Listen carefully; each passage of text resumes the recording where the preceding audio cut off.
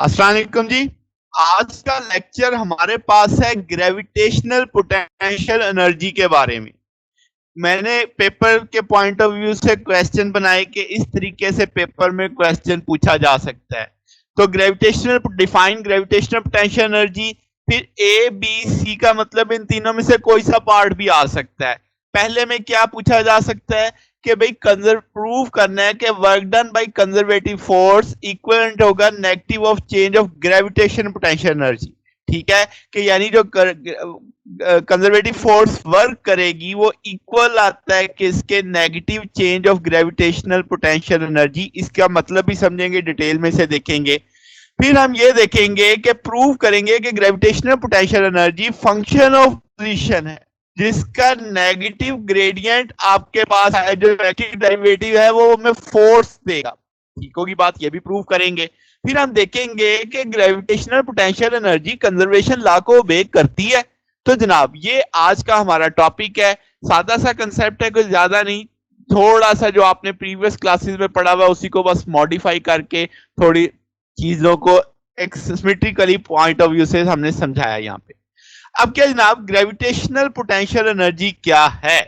तो gravitational potential energy system की जो कॉन्फ़िगरेशन है, जो ऑब्जेक्ट्स के आपस में इंटरेक्ट करने से उसमें स्टोर होगी, जो ग्रेविटेशनल फोर्स और एक कोई भी ऑब्जेक्ट जिसका मास m होगा उनकी इंटरेक्शन से होगी, और जो एनर्जी स्टोर होगी that is called gravitational potential energy. मतलब कि आपके पास जमीन एक ऑब्जेक्ट है, लेट्स से दूसरा ऑब्जेक्ट एक गेंद है। आप एक बॉल को उस जमीन के करीब ला रहे हो या दूर ला रहे हो, यानी एक इंटरेक्ट करवा रहे हो उनके बीच में। अब वहां पे फील्ड का कंसेप्ट आ जाता है कि उसकी फील्ड के अंदर आप बड़े ऑब्जेक्ट की फील्ड के अंदर किसी छोटे ऑब्जेक्ट को मूव करवाते हो यानी इंटरेक्ट करवाते हो, तो उससे जो एनर्जी एसोसिएट होगी that is called gravitational potential energy. तो पहली चीज जो मुझे पढ़नी है वो क्या है? वर्क और ग्रेविटेशनल पोटेंशियल एनर्जी का ताल्लुक जरा समझना है। लेट्स से हम जमीन के अगर काफी करीब हो तो ग्रेविटेशनल फोर्स कांस्टेंट मानी जाती है। ठीक है, एयर फ्रिक्शन हम नहीं ले रहे। इनिशियल वेलोसिटी हम कह देते हैं कितनी है, v है आपके पास। के एक ऑब्जेक्ट है जिसको स्टोन को आपने ऊपर फेंका है, इसकी इनिशियल वेलोसिटी v है। अब उसकी काइनेटिक एनर्जी कितनी मानोगे? 1/2 mv²। लेट्स से जो अपवर्ड डिस्प्लेसमेंट आ रहा है, अब आपके पास उसे डेल्टा वाई कह रहे हैं। अब वो ऑब्जेक्ट जो है अगेंस्ट द ग्रेविटी जा रहा है, जबकि ग्रेविटी की फोर्स नीचे, वो जा ऊपर रहा है, cos 180 आ जाएगा। तो आपके पास डिस्प्लेसमेंट d जो है डेल्टा वाई आ गया, ग्रेविटी की फोर्स mg आ गई, तो वर्क डन नेगेटिव में आ गया। तो इसका मतलब ग्रेविटी इतना वर्क करेगी हमारे स्टोन पे, -mg डेल्टा वाई। ये वर्क ग्रेविटी का आप काउंट कर रहे हैं। ठीक है, तो अब क्या जनाब, अब जो ये आपके पास जो एनर्जी स्टोर होगी ऑब्जेक्ट की ग्रेविटेशनल फील्ड के अंदर, तो वो चीज वो उसका क्या कहलाएगी? ग्रेविटेशनल पोटेंशियल एनर्जी, जिसे हम यू के सिंबल से रिप्रेजेंट करेंगे। ठीक होगी बात। अब जरा इसको जरा समझते हैं कि आपके पास जो चेंज इन पोटेंशियल एनर्जी आई अब ऑब्जेक्ट की, क्यों? कि वो अगेंस्ट मूव कर रहा है, किसके? ग्रेविटी के। यानी आपके पास एनर्जी, अब आपका रूल क्या समझ आया कि जब भी आप अगेंस्ट द ग्रेविटी जाओगे तो आपकी एनर्जी में इजाफा होगा। यानी नेगेटिव वर्क ऑफ ग्रेविटी जब भी कहीं देखो, नेगेटिव वर्क ऑफ ग्रेविटी जब भी कहीं देखो तो मानो कि सिस्टम की एनर्जी में चेंज आ रहा है। ठीक हो गया, मैं लफ्ज बोल रहा हूं सिस्टम की एनर्जी बढ़ रही है, पॉजिटिव में मैंने लफ्ज बोल दिया। क्लियर? ये बड़ी अहम बात कर रहा हूं। जब भी देखो नेगेटिव वर्क आया ग्रेविटी की वजह से या किसी फील्ड की वजह, ग्रेविटेशनल फील्ड की वजह से, तो मानो कि उस ऑब्जेक्ट की एनर्जी में चेंज आया। तो मैंने लिखा डेल्टा यू बराबर है किसके? -w ग्रेविटी के, यानी ये नेगेटिव में वर्क आ रहा है। तो अब आपके पास माइनस की वैल्यू लगी, -mgh आ गया, नेगेटिव नेगेटिव पॉजिटिव हो गया। तो एनर्जी की चेंज कितनी हुई? एनर्जी की चेंज आ जाएगी mg डेल्टा वाई, पॉजिटिव में आ रही है। यानी कोई मुझसे पूछे कि एनर्जी में बड़ी इजाफा कितना हुआ, तो जितना वर्क डन होगा उतना ही एनर्जी में इजाफा होगा, मगर वर्क डन नेगेटिव में होगा, एनर्जी पॉजिटिव में आएगी। ठीक है, क्योंकि एनर्जी बढ़ रही है। ठीक होगी बात। अब आप अगर इसको जरा देखो कि अगर हम इसको इस तरीके से समझाएं कि work done by conservative force, क्योंकि मैंने पढ़ा पिछले लेक्चर में कि ग्रेविटेशनल फोर्स कंजर्वेटिव फोर्स है, तो work done by conservative force equivalent है किसके, negative of change of potential energy के। अब ये जरा देखो बात डिफरेंट हो गई, जो पिछली बात है उससे उलट बात कर रहा हूं मैं। तो अब जरा क्या मतलब है कि ऑब्जेक्ट नीचे जा रहा है, ग्रेविटी भी नीचे है, अब दोनों की डायरेक्शन सेम, कॉस जीरो हो गया, तो इसका ना वर्क डन आया पॉजिटिव में। तो अब वो ऑब्जेक्ट नीचे आ रहा है, तो क्या पोटेंशियल एनर्जी में कमी नहीं आएगी? तो negative of change in potential energy, समझ आ रही है बात? तो अब ये सारी कहानी बात ठहरी किस बात पे, कि आप फील्ड में किस जानिब मूव करते हैं। अगर आप फील्ड के साथ साथ मूव करेंगे, फील्ड की सिमत में मूव करेंगे, तो आपकी पोटेंशियल एनर्जी में कमी आएगी। अगर आप अगेंस्ट द फील्ड ट्रेवल करेंगे तो पोटेंशियल एनर्जी में इजाफा आएगा। जब आप अगेंस्ट द फील्ड जाएंगे तो ग्रेविटी का वर्क नेगेटिव हो जाएगा, अगर आप फील्ड की सिमत में आएंगे तो ग्रेविटी का वर्क पॉजिटिव हो जाएगा। तो उलट ही रखना है आपने, यानी कि साइन आपके पास समझो, जब ग्रेविटी का वर्क नेगेटिव तो एनर्जी में चेंज आएगा, यानी एनर्जी बढ़ेगी, यानी पॉजिटिव। ठीक है, जब ग्रेविटी का वर्क पॉजिटिव तो एनर्जी नेगेटिव में आ जाएगी, यानी एनर्जी में कमी होगी। कमी होने का मतलब इनिशियल वैल्यू ज्यादा होगी, फाइनल वैल्यू कम होगी, क्योंकि चेंज देख रहे हैं ना, तो चेंज नेगेटिव में आ जाएगा आपके पास। क्लियर होगी बात? तो इसी चीज को जरा एक्सप्लेन करते हैं, ये जो दोनों बातें की गई हैं, कि आप केस वन देखो, जब आप स्टोन को अपवर्ड करते हो तो आपके पास उसमें क्या है जनाब, डेल्टा वाई पॉजिटिव है, और ग्रेविटेशनल और जो फोर्स है वो एक दूसरे के अपोजिट होगी। फोर्स ऑफ ग्रेविटी नीचे है, जहां हम ऊपर रहे हैं वर्क डन नेगेटिव में आएगा। अब वो जो ग्रेविटी है, अब आपके पास वो काइनेटिक एनर्जी आपके पास, यानी आप जो बॉडी स्टोन को आपने इनिशियल एनर्जी दी थी काइनेटिक एनर्जी, वो ग्रेविटी उससे क्या कर रही है, तो अब आपको वो रोक रही है, वो नीचे ऊपर जाने से रोक रही है। तो इसका मतलब ये हुआ कि वो उसमें पोटेंशियल एनर्जी स्टोर कर रही है, तो पोटेंशियल एनर्जी बढ़ती चली जाएगी। ठीक है, तो अब आपके पास बिल्कुल वो बात हम देखेंगे कि जैसे जैसे स्टोन ऊपर जाता जाएगा उसकी पोटेंशियल बढ़ती जा रही है, मगर काइनेटिक कम होती जा रही है। तो इसका मतलब उसकी काइनेटिक किस में स्टोर हो रही है, पोटेंशियल में स्टोर हो रही है। फिर जनाब आपके पास केस टू में देखो, अगर आप स्टोन को डाउनवर्ड मूव करता है, अब डेल्टा वाई नेगेटिव में आ जाएगा। ठीक है, तो इसका मतलब वर्क डन ग्रेविटी का पॉजिटिव है। अब ग्रेविटी क्या कर रही है, वो जो पोटेंशियल एनर्जी स्टोर हुई थी वो वापस काइनेटिक को दे रही है, यानी कि वो पोटेंशियल एनर्जी से एनर्जी स्टोर जो होगी थी उसे लेके वापस किसको दे रही है, काइनेटिक को। अब काइनेटिक बढ़ रही होगी, पोटेंशियल कम हो रही होगी। तो ये बेसिक कोर कंसेप्ट है आपके पास वर्क और पोटेंशियल एनर्जी का।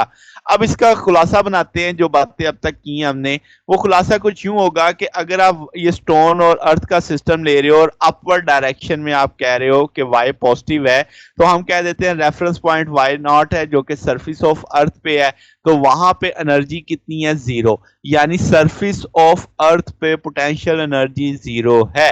ठीक है, अब इसका मतलब आपके पास जैसे जैसे हम वाई एक्सिस पे ऊपर जाएंगे तो आपके पास पोटेंशियल एनर्जी और सिस्टम की बात करें तो अब आप जहां ऊपर रहे हैं, फोर्स ऑफ ग्रेविटी नीचे है, तो आपके पास जब आप वो एनर्जी की चेन निकालोगे, वो जैसे हम पीछे करके आए हैं, अब इंटीग्रल फॉर्म में कर रहे हैं जीरो से वाई तक, तो वो नेगेटिव नेगेटिव पॉजिटिव हो जाएगा, एम जी वाई आ जाएगा, तो एनर्जी की चेंज एम जी वाई आएगी। ऐसा कब होगा, जब मैं सरफेस ऑफ अर्थ से ऊपर जाऊंगा, जीरो से वाई तक मूव करूंगा। क्लियर? तो एनर्जी बढ़ेगी। अगर मैं ऊपर से वाई से जीरो की जानिब आना शुरू हो जाऊं तो एनर्जी कम होनी शुरू हो जाएगी। क्लियर होगी बात? अब आपके पास क्या मतलब इस सारी बहस से हासिल क्या हुआ, ये हासिल हुआ कि जो पोटेंशियल एनर्जी है वो वर्टिकल हाइट पे डिपेंड करती है। जितनी हाइट आप सरफेस से बढ़ाते जाओगे वाई बढ़ता जाएगा, पोटेंशियल एनर्जी बढ़ती चली जाएगी। ये आपने रेफरेंस पॉइंट से तय किया है। क्लियर होगी बात?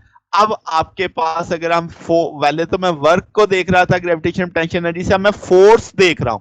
ठीक है, कि फोर्स का क्या ताल्लुक है, तो हम कहते हैं जी potential energy function of position है, यानी एक जगह पे एक वैल्यू होगी, एक जगह पे एक वैल्यू होगी, एक जगह पे एक वैल्यू होगी, पोजीशन बदलते जाओ पोटेंशियल एनर्जी की वैल्यू बदलती जाएगी। तो अब इस सोच से मुझे फोर्स निकालनी है, यानी ये मेरा एक पॉइंट है। तो लेट्स से हम मोशन देखेंगे वाई एक्सिस के लॉन्ग, हमने वाई कोऑर्डिनेट देख लिया, Y component of the force को हम एफ वाई कह देंगे, पोटेंशियल एनर्जी को यू वाई कह देंगे। अब आपको समझ आ गया कि एफ वाई क्यों लिखा हुआ है साथ में, क्योंकि हम सिर्फ वाई एक्सिस के लॉन्ग देख रहे हैं। ठीक है जनाब। अब अगर स्मॉल डिस्प्लेसमेंट मैं कहता हूं कि एक ऊपर कोई चीज मूव करती है, उसमें डेल्टा वाई उसकी हाइट में चेंज आता है, तो वर्क डन आप देखोगे कैसे निकालोगे, आपने वर्क का फार्मूला पढ़ा हुआ है F into D cos theta. अब आपने क्या है, पत्थर भी नीचे गया, डेल्टा वाई भी नीचे था, तो इसका मतलब पॉजिटिव में आपने कंसीडर कर लिया। अब आपने डब्ल्यू लिखा है माइनस डेल्टा यू में, याद है ना, वर्क से minus delta you, work positive है। वर्क पॉजिटिव कब था, जब पत्थर नीचे जाता था, एनर्जी में कमी होती थी, तो माइनस डेल्टा यू आता था। तो अब आपने वर्क बराबर पड़ा किसके, एफ वाई डेल्टा वाई के, और अब आप जानते हैं minus delta U Y, F Y मुझे चाहिए, ये डेल्टा वाई दूसरे एंड पे ले जाओ। तो ये अब आपने फोर्स निकाल ली। क्या पोटेंशियल एनर्जी की चेंज डिस्टेंस के चेंज के साथ आ रही है या डिस्प्लेसमेंट की चेंज के साथ रेशियो बन रही है? अब ये चीज ग्रेडियंट कहलाती है। ठीक है, अब इस चीज को जरा समझते हैं। तो इसका मतलब जो पोटेंशियल एनर्जी है वो पोजीशन, आपने कहा कि फंक्शन ऑफ पोजीशन है, तो आपके पास वो नेगेटिव डेरिवेटिव ऑफ फोर्स आएगा, कि यानी अगर मैं नेगेटिव इधर कर दूं तो आपके पास नेगेटिव एफ में आ जाएगी बात। तो अब आप इस चीज को यहां पे भी समझ सकते हैं, जैसे यहां पे है कि F Y less than zero है। क्या मतलब कि आपके पास, इसका मतलब कंजर्वेटिव फोर्स जब भी बॉडी पे लगेगी तो वो उसकी पोटेंशियल एनर्जी की कमी को जाहिर करेगी, पोटेंशियल एनर्जी कम कर रही होगी। मैं देसी जुबान में समझाता हूं कि जब भी आप किसी चीज बॉल को फेंको, जमीन उसे नीचे ही खींचती है ना, यानी जमीन की ग्रेविटी किधर लाती है, नीचे। जमीन की ग्रेविटी उसे हमेशा हमेशा नीचे लाएगी, इसका मतलब उसके पोटेंशियल में हमेशा कमी होगी। कब? जब ग्रेविटी की फोर्स अकेली लग रही होगी। यानी अगर आप सिर्फ ग्रेविटी की फोर्स को स्टडी करना चाहते हो तो वो हमेशा उस जानिब लग रही होगी जिस जानिब पोटेंशियल एनर्जी में कमी आती है। समझ आई बात? तो ये चीज समझनी है कि कंजर्वेटिव फोर्स यानी ग्रेविटेशनल फोर्स हमेशा उस जानिब अमल करती है जिस जानिब पोटेंशियल एनर्जी में कमी हो रही होती है। तो डायरेक्शन भी एक तरह से समझ आ रही है, ठीक होगी बात। तो अब आपके पास, अगर हम कहें कि अब आप एक जगह काफी हाइट पे खड़े हैं, तो आपने नीचे जाना है, तो अब आप जब नीचे जा रहे होंगे तो आपके पास rapid change of potential energy कब आएगी? जब आप शॉर्टेस्ट रूट लोगे, ठीक होगी बात। तो इसका मतलब आपके पास ग्रेटेस्ट वर्क होगा जब आप एक शॉर्टेस्ट रूट में जाओगे, उसी लम्हे आपकी एनर्जी में चेंज भी सबसे ज्यादा आएगा, ठीक होगी बात। तो आपके पास जाहिर सी बात है, अब एनर्जी में चेंज मैक्सिमम आ रहा है तो फोर्स की वैल्यू भी क्या हो जाएगी, मैक्सिमम हो जाएगी। तो ये ग्रेडियंट का कंसेप्ट है कि आप एक पॉइंट से नीचे आना चाहते हैं तो जितना शॉर्टेस्ट रूट लेंगे फोर्स की वैल्यू, इसका मतलब आपके डेल्टा वाई में उतना ज्यादा, यू में उतना ज्यादा चेंज आएगा, तो उतना ज्यादा वाई की वैल्यू आपके पास आएगी। तो ये चीज, अब आपने फोर्स और ग्रेविटेशनल पोटेंशियल एनर्जी का कंसेप्ट देखा, तो आपको पता चला कि भाई पोटेंशियल एनर्जी पोजीशन के लिहाज से जब चेंज होती है तो वो हमें फोर्स की वैल्यू दे रही होती है, और मगर फोर्स सिम्त किस सिम्त में होगी, जिस सिम्त में पोटेंशियल एनर्जी में कमी हो रही होती है। तो फिर कंजर्वेशन की बात कर लेते हैं। अब जब आप एक स्टोन को ऊपर फेंकते हैं तो आपने उसे क्या देके भेजा, काइनेटिक एनर्जी देके भेजा। अब जब वो टॉप पे पहुंचा, बिल्कुल जब आपने पत्थर को फेंक दिया वो अपने हाईएस्ट पीक पे पहुंच गया, काइनेटिक एनर्जी जीरो हो गई। अब काइनेटिक, क्योंकि वो मूव नहीं कर रहा, मूव करेगा तो काइनेटिक एनर्जी होगी ना। तो अब एनर्जी के पॉइंट ऑफ व्यू से, कंजर्वेशन से देखा जाए, वो एनर्जी कहीं तो जानी चाहिए ना, तो वो कहीं तो, अब मैं कह देता हूं स्टोर हो गई। तो वो जो स्टोर हुई है वो आपके पास अर्थ की फील्ड और उस ऑब्जेक्ट की इंटरेक्शन की वजह से स्टोर हो रही है। तो वो जो स्टोर पोटेंशियल एनर्जी है, दैट जो store energy, that is called potential energy. समझ आ गई बात? तो अब आपके पास वो जब स्टोन वापस आना शुरू होता है तो पोटेंशियल, वो वापस अपनी एनर्जी लेना शुरू कर देता है, क्योंकि वो स्टोर हुई होती है in term of potential energy.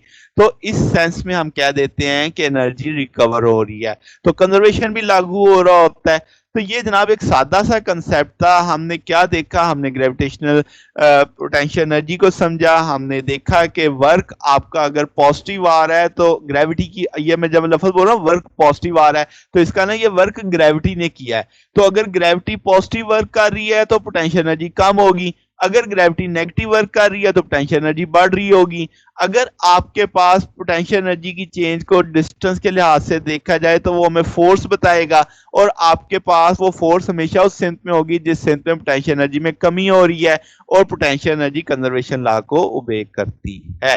ये आज का खुलासा था जो टॉपिक हमने पढ़े। तो जनाब इंशाल्लाह बाकी इंशाल्लाह नेक्स्ट देखेंगे। अगर आपको इसमें कोई बात, कोई चीज डाउट हो तो नीचे कमेंट्स में पूछ सकते हैं। वीडियो अच्छी लगी हो तो वीडियो को लाइक कीजिएगा, दोस्तों के साथ शेयर कीजिएगा, चैनल को भी सब्सक्राइब कर दीजिएगा।